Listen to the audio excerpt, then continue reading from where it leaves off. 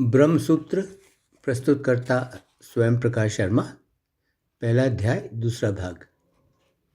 ब्रह्मसूत्र के पहले अध्याय के दूसरे भाग में उपासना करने योग्य देव, नेत्र में रहने वाला पुरुष तथा ब्रह्म के विराट और वैश्वानर रूप, इन सब के बारे में बताया गया है।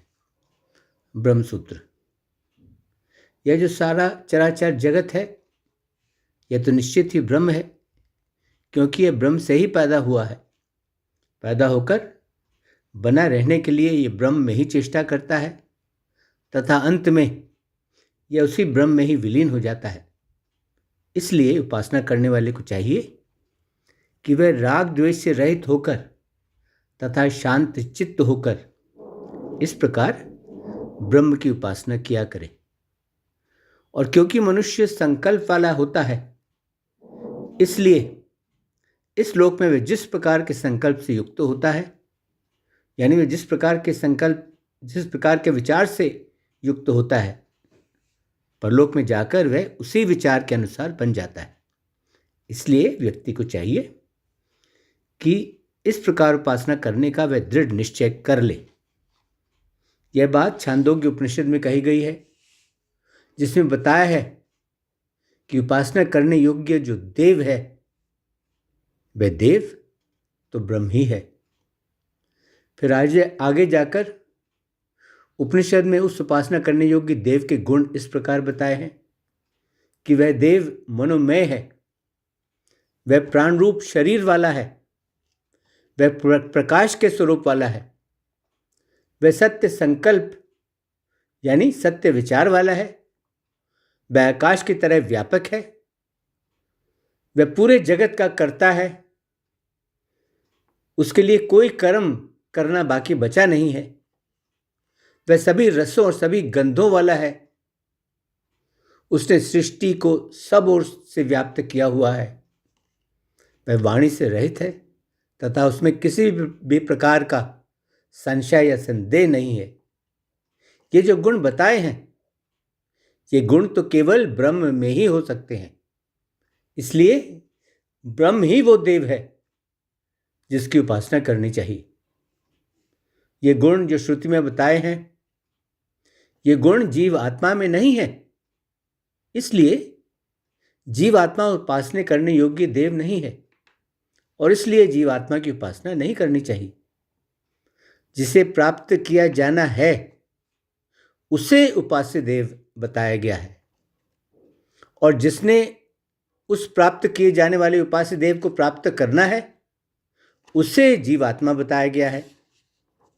इससे भी यह सिद्ध होता है कि जीवात्मा उपासना करने योग्य देव नहीं है।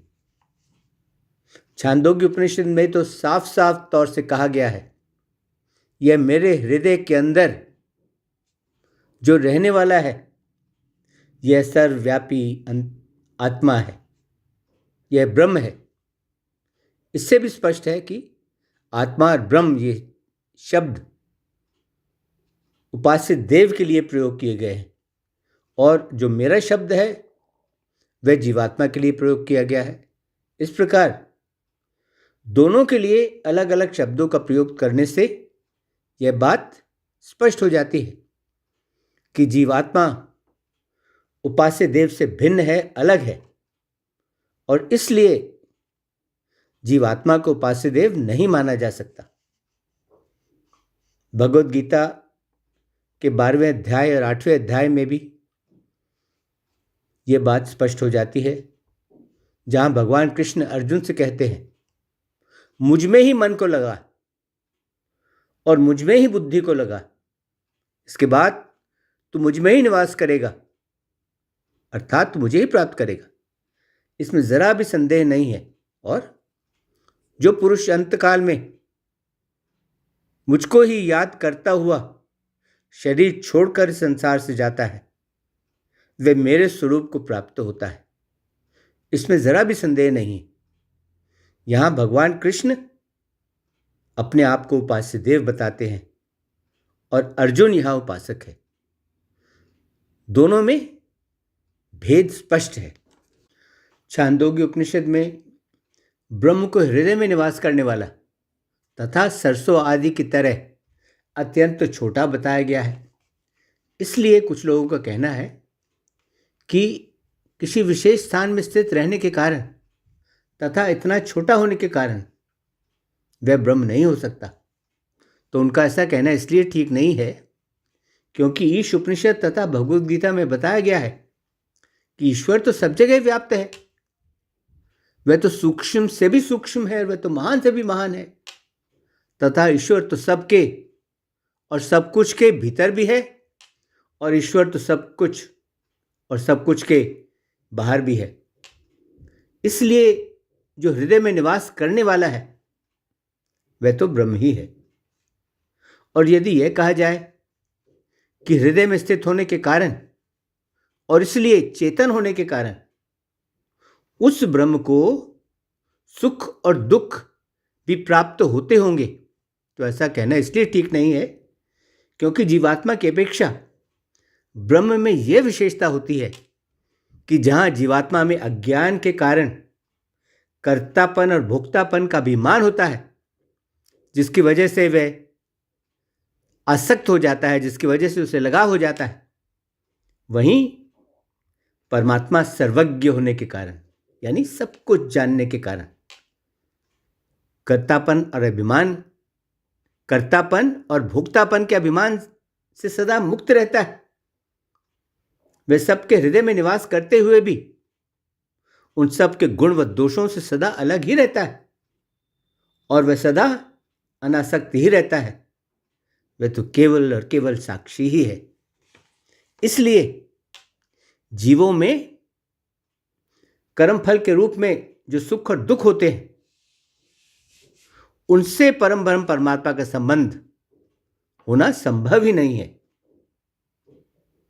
लेकिन श्रुति में कहीं कहीं ब्रह्म को भोक्ता भी बताया गया है, जैसा कि कठ उपनिषद में कहा गया है, संहार काल में जिस परमेश्वर के लिए ब्राह्मण और क्षत्रिय यानी सभी स्थावर और जंगम प्राणी भोजन बन जाते हैं तथा सबका संहार करने वाली मृत्यु जिसके लिए उपसेचन यानी शाक आदि बन जाते हैं, वह परमेश्वर कैसा और कहाँ है, कौन जान सकता है।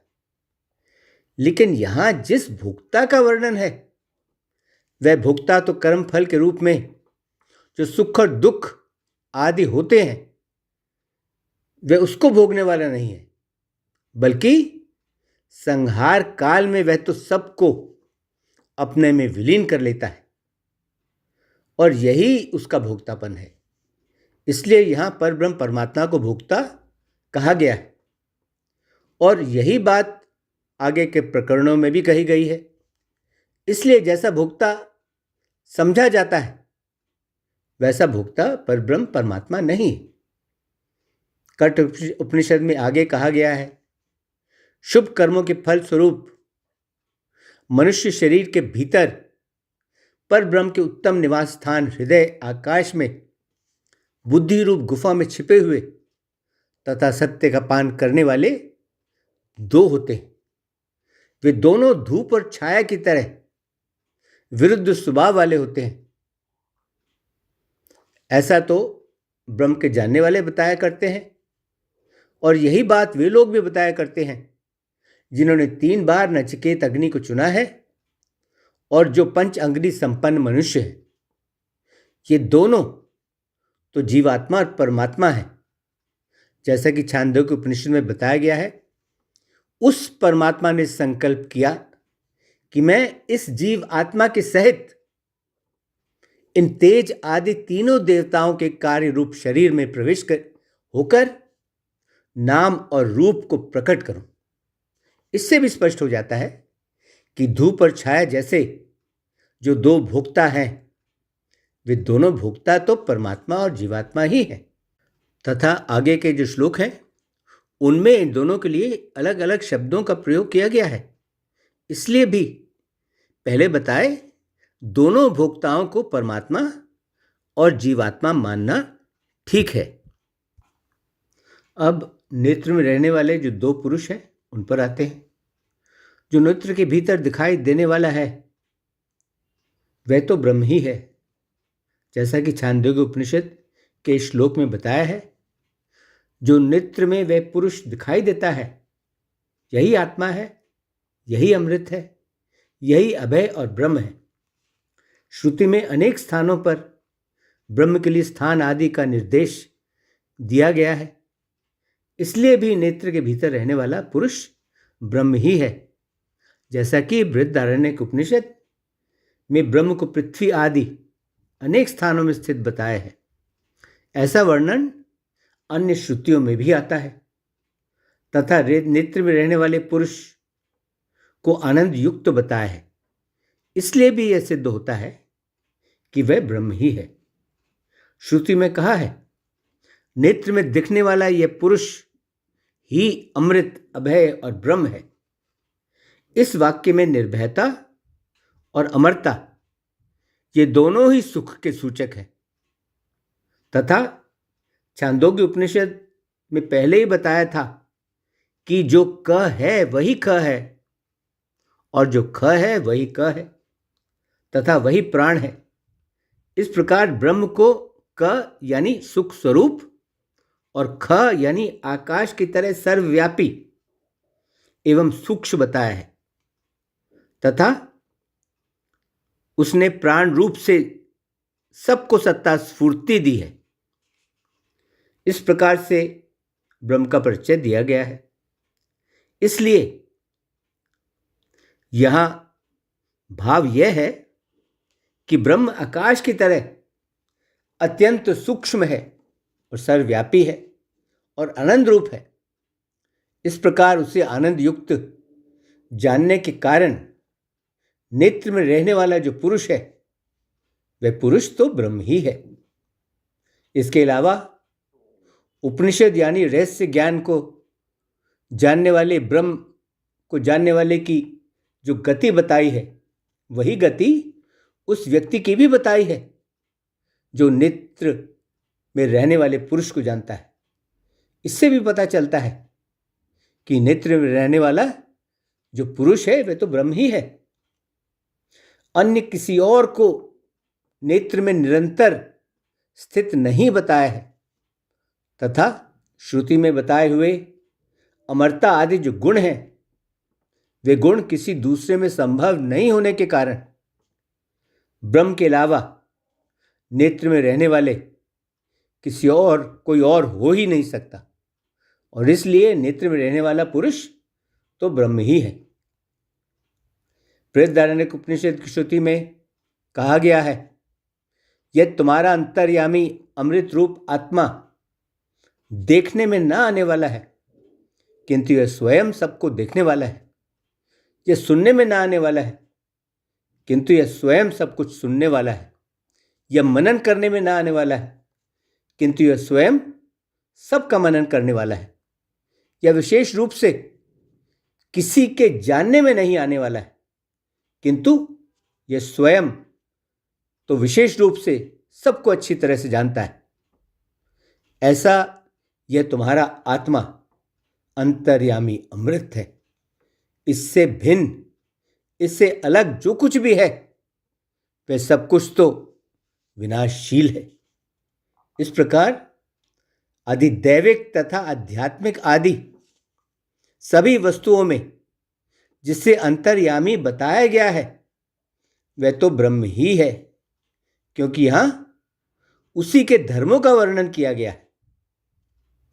सांख्य स्मृति द्वारा बताया गया जो प्रधान है, यानी जो जड़ प्रकृति है, वह प्रधान या वह जड़ प्रकृति भी अंतर्यामी नहीं है, क्योंकि इस प्रकरण में जो देखने, सुनने इत्यादि के गुण बताए हैं, वे सभी गुण तो प्रकृति में नहीं है। शरीर में रहने वाला जो जीवात्मा है, वह अंतर्यामी नहीं है, क्योंकि मध्यांजनी तथा कान्व दोनों शाखा वाले भी इस जीवात्मा को अंतर्यामी ब्रह्म से भिन्न, अंतर्यामी ब्रह्म से अलग मानकर ही अध्ययन किया करते हैं। इन दोनों शाखाओं के विद्वान लोग अंतर्यामी को पृथ्वी आदि की भांति जीवात्मा के भीतर रहकर उसका नियमन करने वाला मानते हैं। इस प्रकार जीवात्मा और परमात्मा का अलग अलग वर्णन होने के कारण वहाँ जो अंतर्यामी शब्द है वह परब्रह्म परमात्मा का ही वाचक है, जीवात्मा का नहीं। जो अदृश्यता आदि गुणों वाला है वह तो परब्रह्म परमेश्वर ही है, क्योंकि उस जगह उसी परमेश्वर के सर्वज्ञता आदि धर्मों का वर्णन किया गया है। मुंडक उपनिषद में महर्षि शौनक अंगिरा ऋषि से पूछते हैं, भगवान, किसको जान लेने से सब कुछ जाना हुआ हो जाता है?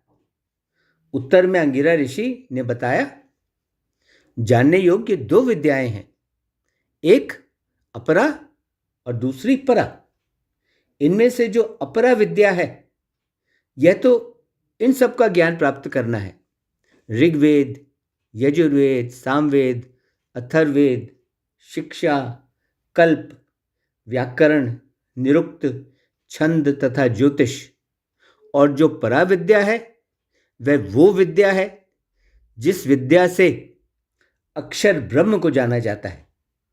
फिर अक्षर ब्रह्म के गुण इस प्रकार बताए गए हैं, जो इंद्रियां द्वारा अगोचर है, जो पकड़ने में नहीं आता, जिसका ना तो कोई गोत्र है ना ही कोई वर्ण है, जो आंख, कान तथा हाथ पैर से रहित है, जो नित्य है, जो व्यापक है, जो सर्वत्र परिपूर्ण है, जो अत्यंत सूक्ष्म है तथा जो सदा अविनाशी है, उसको धीर पुरुष देखते हैं। वही सभी भूतों का परम कारण है।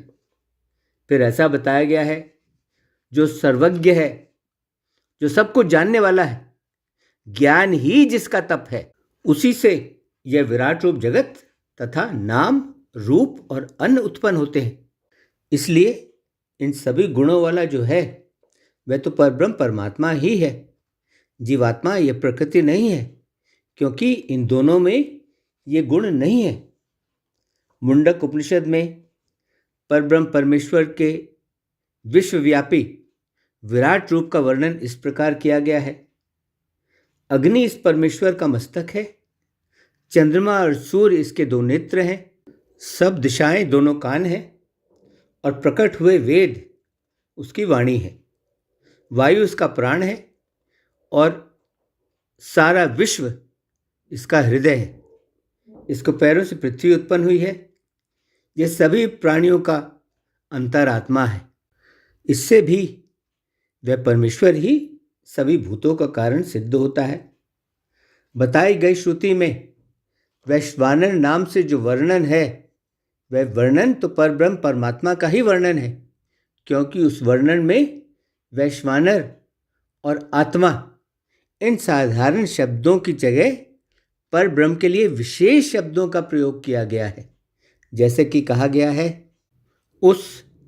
इस विश्व के आत्मा वैश्वानर का द्युलोक मस्तक है, सूर्य नेत्र है, वायु प्राण है, आकाश उसके शरीर का मध्य भाग है, जल उसका बस्ती स्थल यानी ब्लैडर है, पृथ्वी दोनों चरण है, वेदी इसका वक्षस्थल है, दर्भ या घास इसके बाल तथा रोए हैं, गाढ़पत्य अग्नि इसका हृदय है, अन्न व आहार पचाने वाली अग्नि इसका मन है और आवानीय अग्नि इसका मुख है। महाभारत के शांति पर्व में कहा है, अग्नि जिसका मुख है, द्युलोक जिसका मस्तक है, पृथ्वी जिसके दो चरण है, सूर्य जिसका नेत्र है तथा जिस दिशाएं जिसके कान है, उस सर्वलोक स्वरूप परमात्मा को नमस्कार है। यह वर्णन भी श्रुति के वर्णन में दिए गए से मेल खाता है। इसलिए जो वैश्वानर बताया गया है वह परब्रह्म परमात्मा ही है। यदि यह कहा जाए कि अनुश्रुति में वैश्वानर शब्द अग्नि के अर्थ में प्रयोग किया गया है और इन श्लोकों में गाढ़पत्य आदि अग्नियों को वैश्वानर का अंग बताया गया है, इसलिए तथा श्रुति में वैश्वानर को शरीर के भीतर प्रतिष्ठित कहा गया है, इसलिए भी यहाँ वैश्वानर शब्द ब्रह्म का वाचक नहीं हो सकता। वह इसलिए भी ठीक नहीं है क्योंकि वहाँ जो वैश्वानर है उसमें तो बृहद दृष्टि का उपदेश है। इसके अलावा जो जठरानल या जो पाचन क्षेत्र है या जो गैस्ट्रोएंटाइनल ट्रैक्ट है, उस पाचन क्षेत्र को विराट रूप का दर्जा नहीं दिया जा सकता, उसका विराट रूप में वर्णन नहीं किया जा सकता। इसलिए तथा इस वैश्वानर को पुरुष नाम देकर भी इसे पढ़ा जाता है। इसलिए उस प्रकरण में वैश्वानर शब्द ब्रह्म का ही वाचक है। श्रुति में साफ तौर से यह भी बताया गया है कि अलग अलग रूप में उपासना किए गए जो पृथ्वी, जल, वायु, अग्नि और आकाश तथा उनके अधिष्ठाता देवता हैं, ये भी वैश्वानर या परमात्मा नहीं है। इसलिए उन्हें भी परमात्मा या वैश्वानर नहीं माना जा सकता। जैमिनी आचार्य कहते हैं कि वैश्वानर शब्द को ब्रह्म का वाचक मानने में कोई आपत्ति नहीं है और इसलिए वैश्वानर शब्द को ब्रह्म मान लेना चाहिए। भक्तों पर कृपा करने के लिए परब्रह्म परमात्मा विशेष स्थान में प्रकट हुआ करते हैं, इसलिए उसका कहीं भी प्रकट होने में कोई विरोध नहीं है, क्योंकि जिस प्रकार परमात्मा निर्गुण निर्विकार हैं, उसी प्रकार वे सगुण साकार भी हैं। ऐसा अश्मर्त्य आचार्य मानते हैं और बद्री नाम के आचार्य मानते हैं कि विराट रूप में परमेश्वर को निरंतर याद करने के लिए उनका विशेष स्थान में संबंध बनाने से कोई विरोध नहीं है। परब्रह्म परमेश्वर तो अनंत ऐश्वर्य से संपन्न है, इसलिए उस परमेश्वर को देश विशेष से संबंध रखने वाला मानने में कोई विरोध नहीं है, ऐसा आचार्य जैमिनी मानते हैं। तथा ऐसा ही भाव मुंडक उपनिषद की श्रुति भी प्रकट करती है। शास्त्रों को प्रमाण मानकर इस वैदिक सिद्धांत में सर्वव्यापी, सर्वशक्तिमान, सब के निवास स्थान, सर्वसमर्थ परब्रह्म परमेश्वर का ज्ञानी लोग ऐसा ही वर्णन करते हैं। हाँ, सर्वसमर्थ परब्रह्म परमेश्वर का ज्ञानी लोग ऐसा ही वर्णन करते हैं। इसके साथ ही ब्रह्म सूत्र के पहले अध्याय का दूसरा भाग संपन्न हुआ। ओम शांति शांति शांति। ओम।